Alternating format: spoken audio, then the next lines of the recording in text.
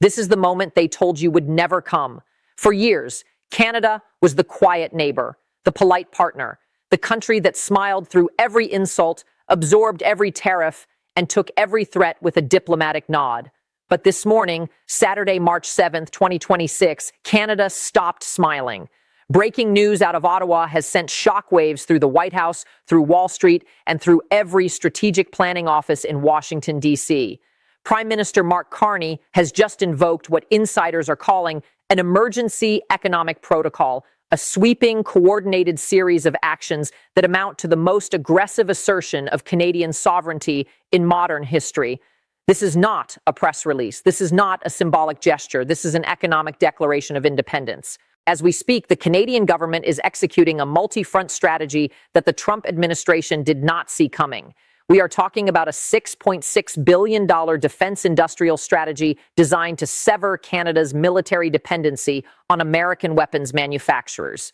We are talking about a landmark trade agreement with China that is rerouting billions in agricultural exports away from American markets.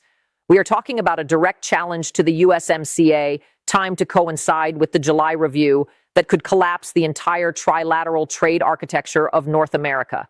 And we are talking about the most embarrassing Supreme Court defeat of Trump's presidency, a 6-3 ruling that just obliterated $175 billion in IEEPA tariffs and stripped the White House of its most powerful economic weapon against Ottawa. Sources inside the West Wing describe the mood as panicked, not angry, panicked. Because for the first time since taking office, the Trump team is realizing that the country they dismissed as a vassal state just became the most dangerous economic adversary on the continent. In this special report, we are going to break down exactly how Carney engineered this counterstrike. We are going to look at the defense strategy that has the Pentagon furious.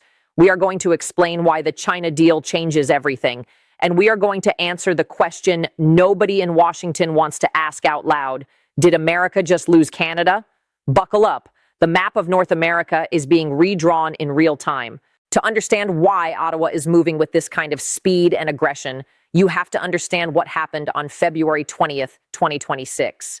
That was the day the United States Supreme Court, in a 6-3 decision authored by Chief Justice John Roberts, ruled in Learning Resources, Inc. v. Trump, that the International Emergency Economic Powers Act does not authorize the president to impose tariffs. Read that again.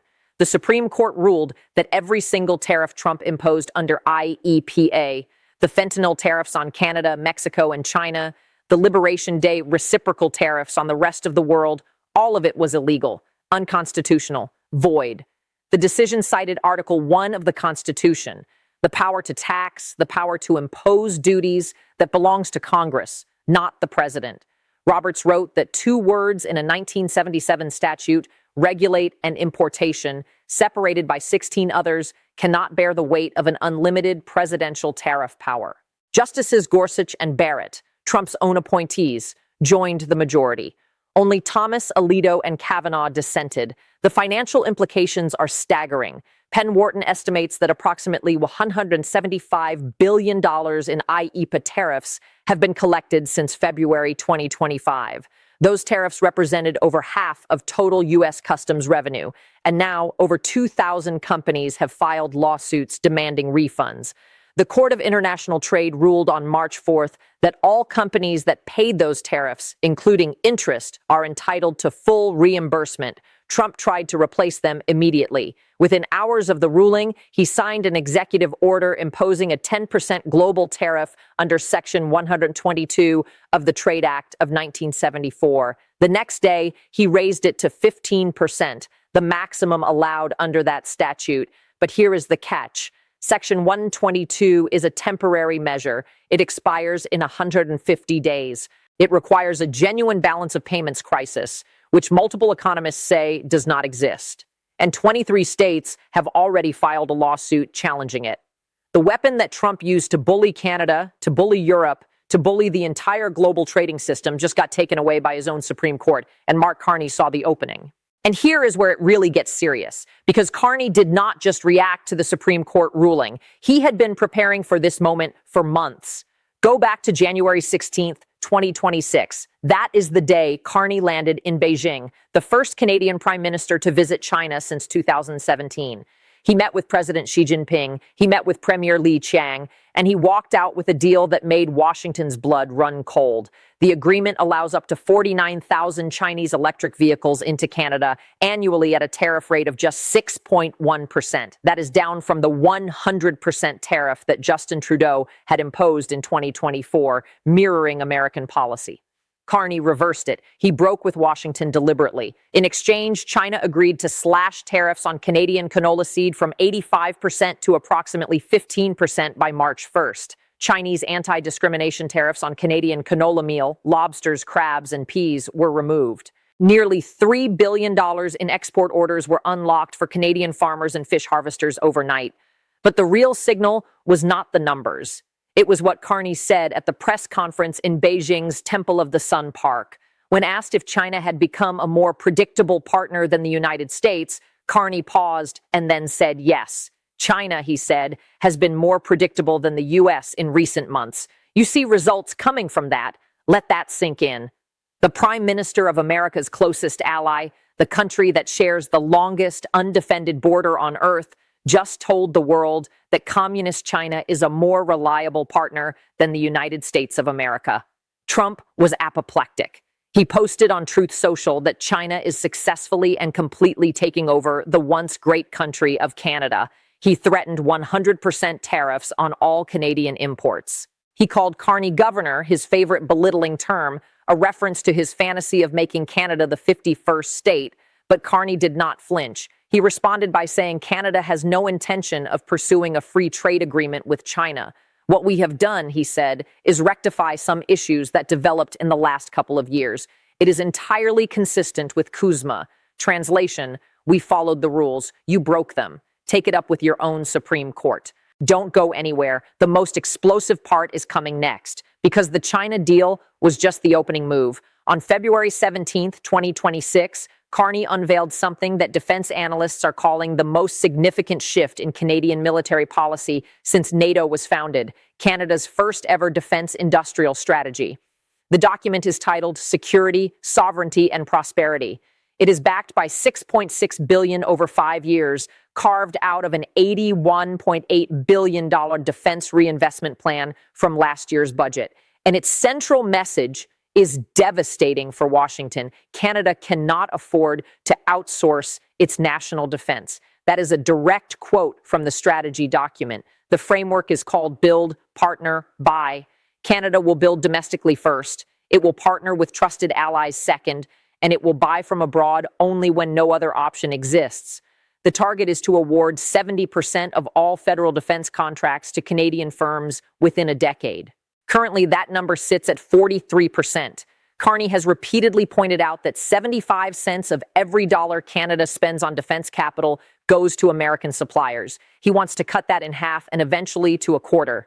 The strategy identifies 10 sovereign capability areas: aerospace, ammunition, digital systems, drones, sensors, space platforms, specialized manufacturing, training and simulation, personnel protection, and in-service support.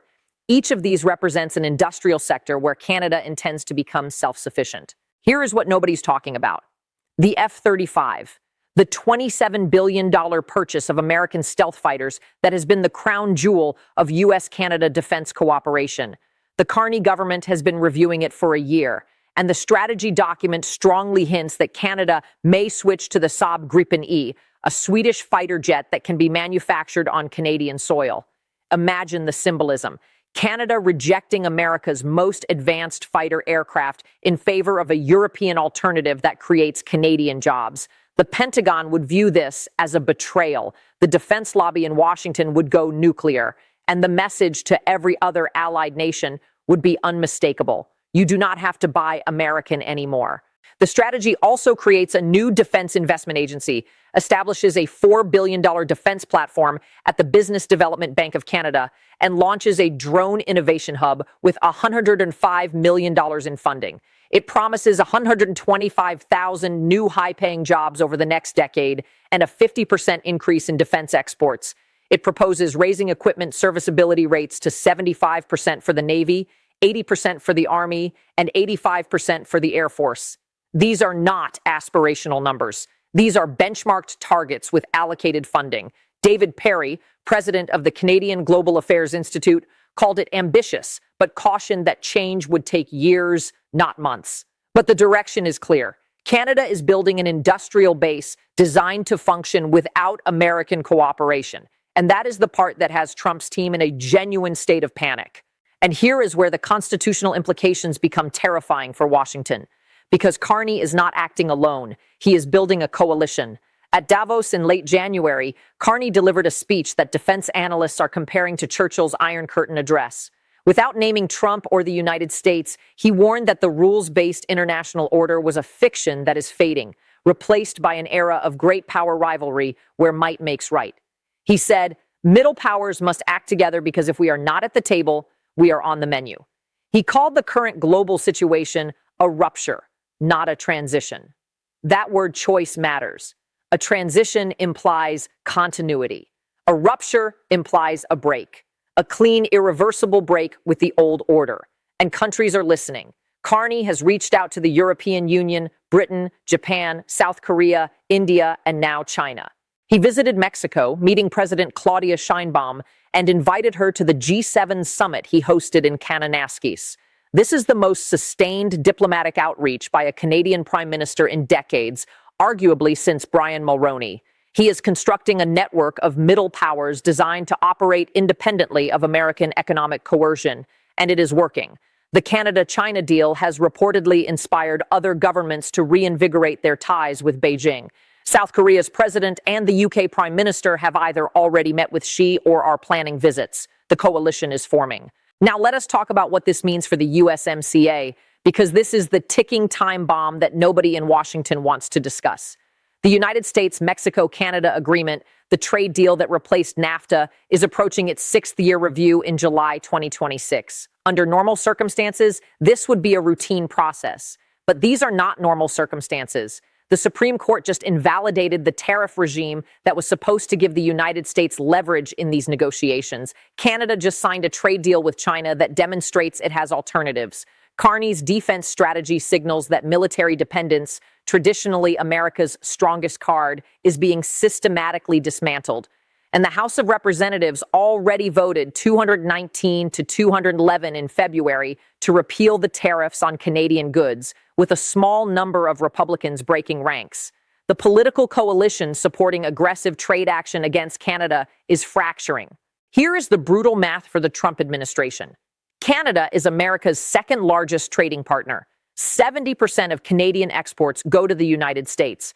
But that dependency runs both ways. Canadian oil, Canadian lumber, Canadian aluminum, Canadian electricity. 35 American states have Canada as their number one or number two export market. If the USMCA review collapses, if Canada walks away or imposes retaliatory measures, the economic shockwave hits Michigan, Ohio, Pennsylvania, and Wisconsin. Swing states. States that Trump cannot afford to lose in the midterms. Carney knows this. He knows the political calendar better than most politicians. He was the governor of the Bank of Canada. He was the governor of the Bank of England. He understands financial leverage the way a surgeon understands anatomy, and he is applying pressure at the exact point of maximum vulnerability. What does the Trump team do now? Sources say the White House is exploring several desperate countermoves. First, they want to invoke Section 232 investigations into additional Canadian imports, including pharmaceuticals and critical minerals. But Section 232 requires a genuine national security finding, and after the Supreme Court just slapped down IEEPA, judges across the country are newly emboldened to challenge executive overreach. Second, they are considering blocking the opening of the Gordie Howe International Bridge, the massive infrastructure project linking Windsor, Ontario, to Detroit, Michigan. Trump already threatened this in February, claiming the toll arrangement was one-sided because Canada built the bridge entirely and collects all revenue. But blocking a completed bridge to punish a trade partner is the kind of move that plays well on Truth Social and terribly in federal court. Third, And this is the most dangerous option. Sources inside the National Security Council say there are discussions about reclassifying Canada as a strategic competitor rather than an ally. This would be unprecedented. It would trigger a cascade of intelligence sharing restrictions, defense cooperation freezes, and diplomatic downgrades that would fundamentally alter the Western alliance. NATO allies would be horrified. The Five Eyes intelligence partnership would be thrown into crisis. And every adversary of the United States, from Moscow to Beijing to Tehran, would celebrate. Let us push the scenario to the extreme. What happens if Carney follows through on everything? What happens if Canada switches from the F-35 to the Gripen? What happens if the USMCA review fails? What happens if Canadian LNG, all 50 million tons per year that Carney has promised by 2030, goes exclusively to Asian markets instead of being piped south? What happens if the Middle Power Coalition actually materializes with Canada, the EU, Japan, South Korea, India, and Britain operating as a coordinated economic bloc outside American influence? The answer is that the United States loses the unipolar moment permanently, not because of China, not because of Russia, because its own closest ally, the country Americans assumed would always be there, decided that the relationship was no longer worth the cost. This is the danger that the Trump administration fundamentally misunderstands. They think tariffs are leverage. Carney sees them as liberation. Every tariff, every insult, every 51st state joke, every time Trump calls him governor, it does not weaken Carney. It strengthens him. His approval ratings in Canada have surged. The country is more united than it has been in decades. The old relationship between Canada and the United States is over, Carney declared during his election campaign. And he is governing as if he means it. What does Putin think when he sees this? What does Xi Jinping think? They see the most successful alliance in human history, the partnership that won the Cold War, that built the liberal international order, that maintained 70 years of relative peace, cracking apart, not because of an external threat, because the United States decided to treat its allies like enemies. Putin sees an opportunity to exploit the fracture. Xi sees validation that his model of patient, transactional diplomacy works better than American bullying. And every country in the world that has been on the receiving end of American tariff threats, from Germany to Japan to Brazil to India, sees Canada as proof that there is another way. You do not have to submit. You can fight back, and you can win. So as we wrap up this analysis, understand the gravity of what we are witnessing. This is not a trade dispute. This is not a diplomatic spat. This is the stress test of the North American alliance. Can a relationship survive when one partner treats the other as a subject? Can the world's most powerful economy bully its way to dominance when its own Supreme Court says it is breaking the law? And can a former central banker from Ottawa, a man who ran the Bank of England through Brexit and the Bank of Canada through the financial crisis, outmaneuver the most unpredictable president in American history? History teaches us that empires do not collapse from the outside. They collapse when they drive away the allies who made them strong. Rome did not fall to the barbarians. It fell because the provinces stopped believing the empire was worth defending. Watch the USMCA review in July. Watch the Section 122 tariff challenge in federal court. Watch whether Canada actually cancels the F-35 order. Watch the Japanese and European markets for signs that the Middle Power Coalition is formalizing into a trading bloc. But most importantly, watch Mark Carney.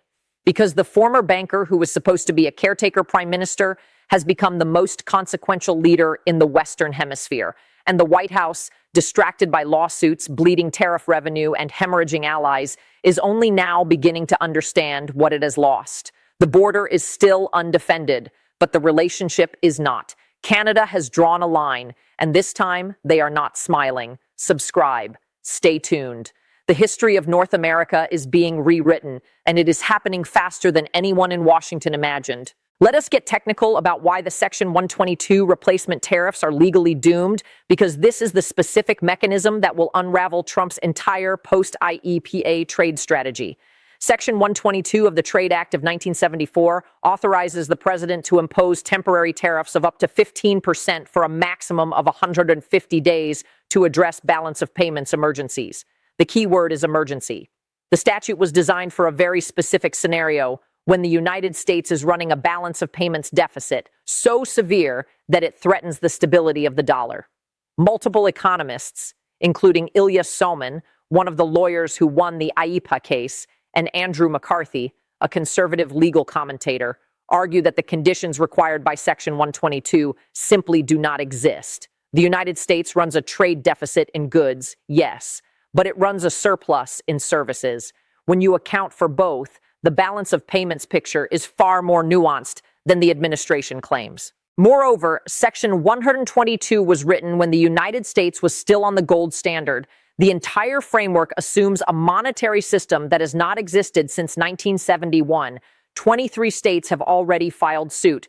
The legal challenge is coming, and after the Supreme Court just demolished IEEPA on constitutional grounds, no federal judge in America is going to give the White House the benefit of the doubt. The tariff walls are falling, and Canada is standing on the other side, ready to walk through.